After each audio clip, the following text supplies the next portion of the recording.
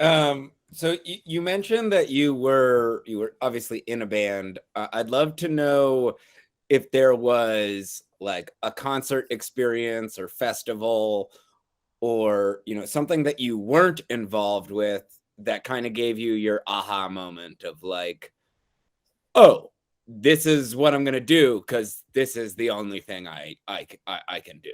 Like Yeah. this is made for me. I feel like a lot of people that I know that are talent buyers are like, yeah, I couldn't do anything else. Like this is pretty much.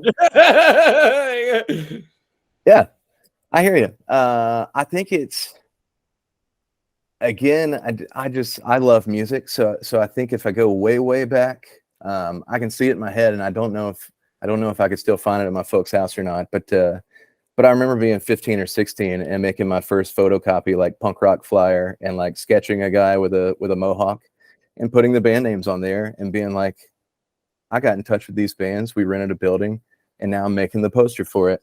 Um, that's probably the moment where I was like, I don't know what side I'm going to be on, but oh crap, here's the rest of my life. Um, that would really, like, I would go back to that, and drawing that mohawk guy is why I went to college and I have a graphic design degree that I don't really use.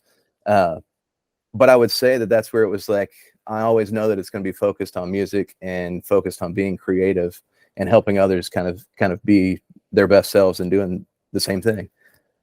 Otherwise, I would say I was in a rock and roll band called Death on Two Wheels. We were plugging away. We had big managers. We had big agents. We lost those big managers and got different big managers. Um, every step of the way, we thought, like maybe this is the moment. But I'm from Atlanta, so I knew everybody that was at Sixthman already. And then we played the Rock Boat in 2011. And so, like, as far as like following this, I wasn't a talent buyer before I came to Sixthman. So it's all kind of been in that evolution of being here for the majority of that part of the career. But we played the Rock Boat in 2011, and it went really great. We were probably too rock for the Rock Boat, but that's what it is. Whatever. We had a great time doing it. I'd say for that though, it's a 5-day event. I'd say by the 4th or 5th day, I understood what a great opportunity was, and then we were off the boat. And so it felt like we always missed a bag. So when I started at Sixthman, it was always like, don't let any other band become what your experience was. Make sure that every band going into it knows that they could have 2,000 fans for life and sustain a career year to year if they really take advantage of the opportunity. But I'd say I was huffing it and huffing it in the band. Someone said at Sixthman, would you ever consider working here part-time? I said, I would love to keep this conversation going, but now's not it. And it was probably about 9 months to a year later where it was like, yep, now's it. It's time to hit pause on music as an artist for a moment.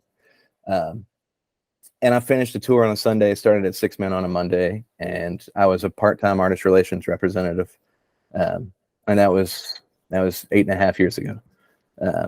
And then working through artist relations, you're in touch with the managers and the agents and doing all of that sort of thing.